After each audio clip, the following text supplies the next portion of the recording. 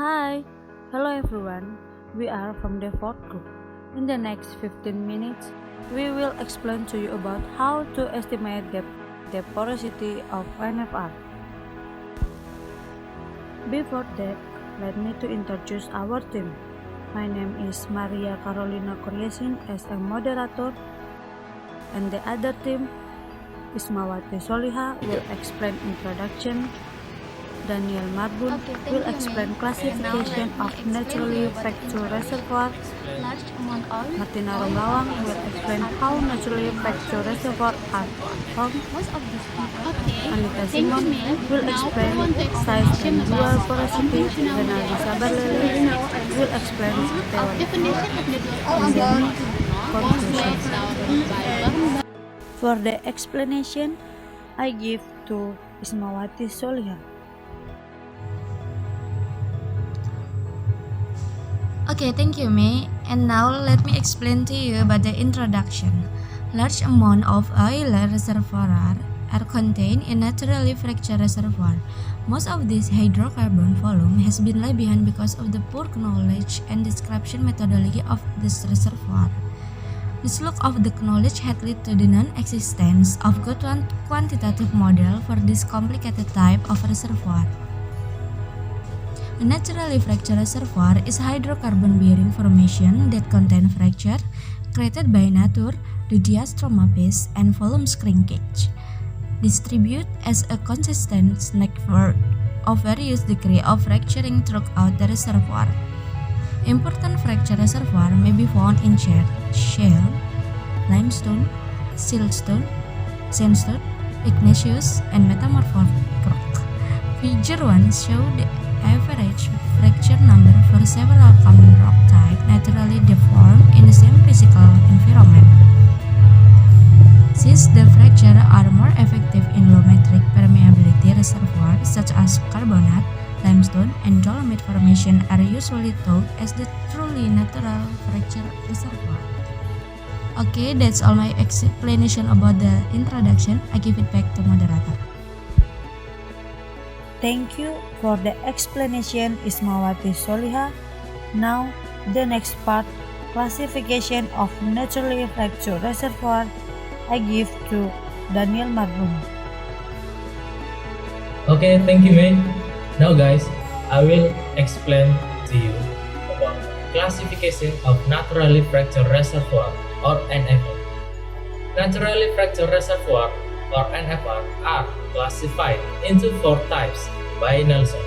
Among the 4 types they are 1. Type 1 fracture provide the essential storage, capacity, and permeability in reservoir. The matrix has little porosity or permeability. 2. Type 2 rock matrix provide the essential storage, capacity, and fracture provide the essential permeability in reservoir. The rock matrix has low permeability but may have low, moderate, or even high porosity. 3. Type 3 fracture provide a permeability assist in a ready, economical, producible reservoir that has good matrix, porosity, and permeability. 4. Type 4 fracture do not provide significant additional storage, capacity, or permeability in a ready, producible reservoir, but instead create anisotropy. Now, guys, you can see the classification of natural fracture reservoir or NFR modified from Nelson in 2001 in this table.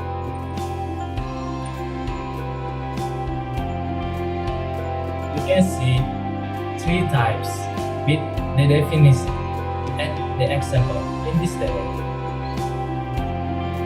Type 1 NFR have highly heterogeneous and scale-dependent characteristics, so that fracture porosity measurement is almost impossible through logic or core analysis. Thus, fracture porosity remains uncertain and the economic feasibility of NFR from type 1 is always questionable. You can see in this graphic schematic distribution of natural fracture reservoir after rainfall. Okay. Now, how to recognize naturally fractured reservoir? Fractures are the most abundant visible structure featured in the Earth's upper crust. They are apparent at most rock redds, and it is likely that most reservoirs contain some natural fracture. Naturally fractured reservoirs are elusive systems to characterize and difficult to engineers and predict. It is important to establish some basic criteria for recognizing when fractures are an important element in reservoir performance, and to recognize the natural and performance characteristics of a naturally fractured reservoir. Now, how naturally fractured reservoirs are formed? Unlike induced fracture, natural fractures are caused by stress in the formation, usually from tectonic force such as fault and fault. Natural fractures are more common in carbonate rocks. Fractures occur in preventional direction, determined by the direction of regional stress. This is usually parallel to the direction of nearby fault or fault, but in the case of fault, they may be perpendicular to the fault, or there may be two orthogonal directions. Okay guys, that's all about my explanation. Now, I give it back to the moderator. Thank you for the explanation, Daniel Marbun. Now, the next part, how naturally fractured reservoirs are formed, I give to Tina.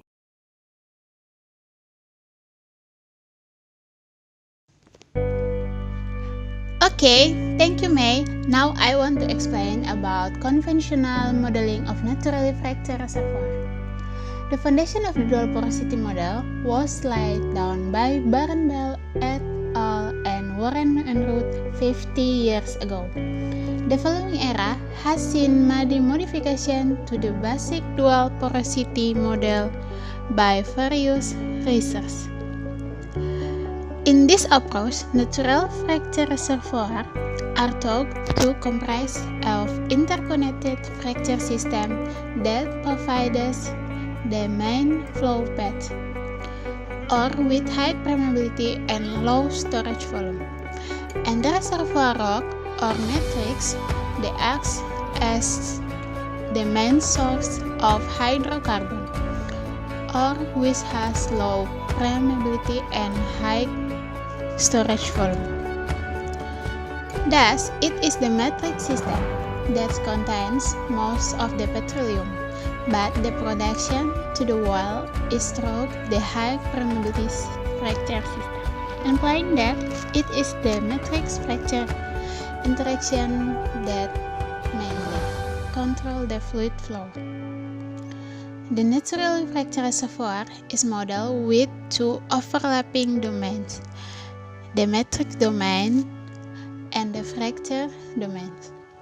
A sample model of such reservoir, or in Cartesian grid, is illustrated in next figure. There are two identically shaped domains. The reservoir consists of grid cell or simulation cell in each domain. Okay, let's see the picture. This means that at the position of the same grid cell,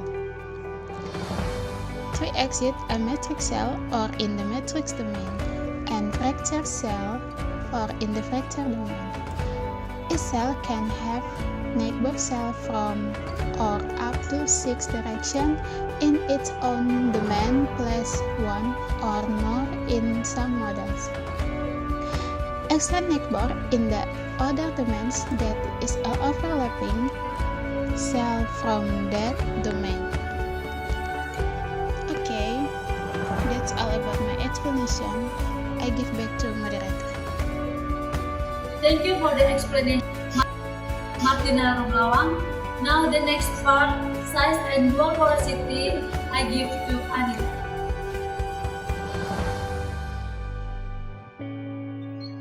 Okay, thank you, May. Now I will explain all about dual porosity and size. Dual porosity. Natural reflectors reservoir have two distinct porosities, one in the matrix and one in the fractals. Although dual reflectors reservoir consists of regular fractals, they can be represented by equivalent homogeneous dual porosity system from Karolina. Look at the pictures. We know the first somewhat straight line is observed the early time and represent radial law as the fluid. Initially in the fractals, travels through the reservoir.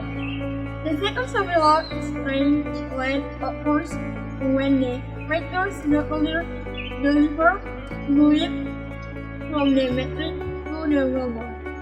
The action period between the two somewhat straight lines occurs when fluid begins to flow from the matrix to the fractals but has not yet reached a state of equilibrium.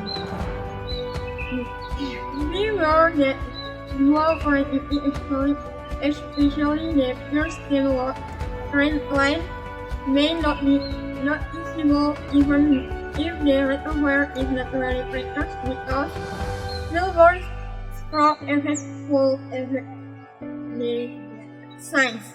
Naturally fractured reservoirs are observed on a wide range of scale from neutral right to middle long fractures. The vertical extent of is often controlled by the layers of plastic material such as wool that are laminated or by weak layers of rocks such as silicate in carbonate sequence. The width of this bed may be too small to be seen on clothes, so fractures may seem to get star and spot. Okay, thank you. That's all about my explanation. Now I will give it back to Mona. Thank you for the explanation, Anita Simon. Now the next part, theory, I give to Rienaldy.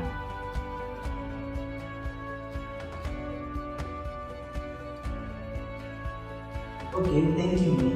Now I will explain about the theory of this topic. Since it has been assumed that the reservoir can be treated as though it will homogeneous, let us define the pressure at its point x, y, z, t in the flowing manner like this.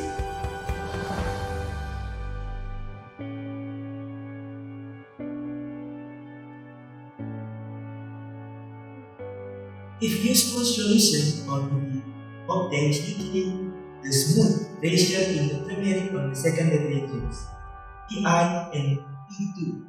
The example you can see in this picture.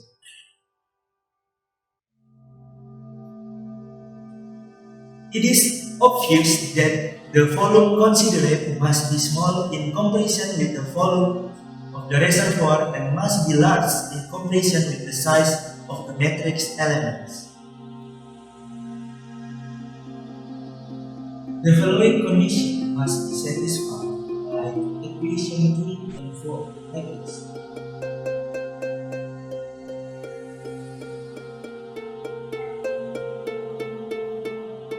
If the common water saturation in the secondary primary is the negligible average measure in the intergranular porosity is similarly related to porosity number 1 and porosity number 2. You can see this equation 5 like this.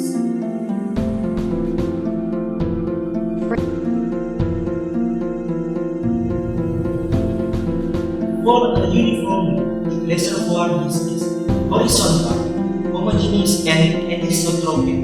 The single phase flow as slightly compressible liquid is partially described by applying greens there to the formula to obtain the applied form of the continuity equation. Maybe you can see the equation like this. Audio visual.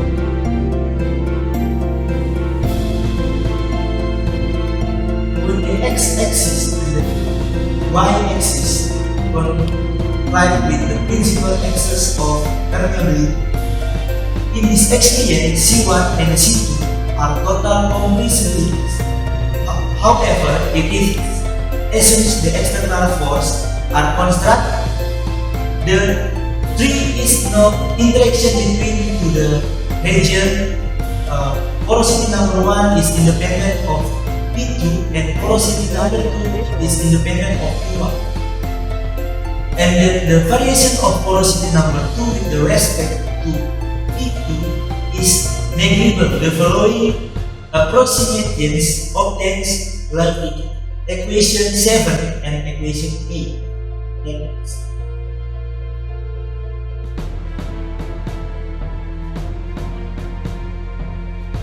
In addition to the equation continuity, a local basis is necessary if it is assumed that a quasi-steady state exists in the primary porosity element at all times.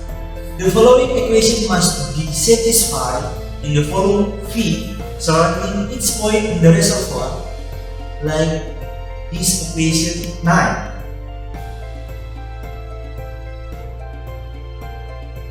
Okay, that's all of the theory. Now I will get to the model. Okay guys, for the last part, I will tell you for the conclusion.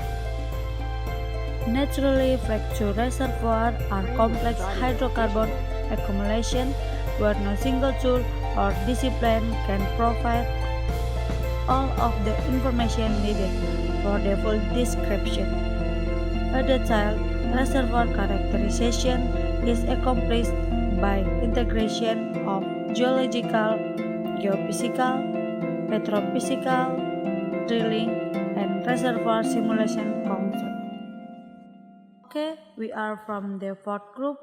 Say thanks and see you next time.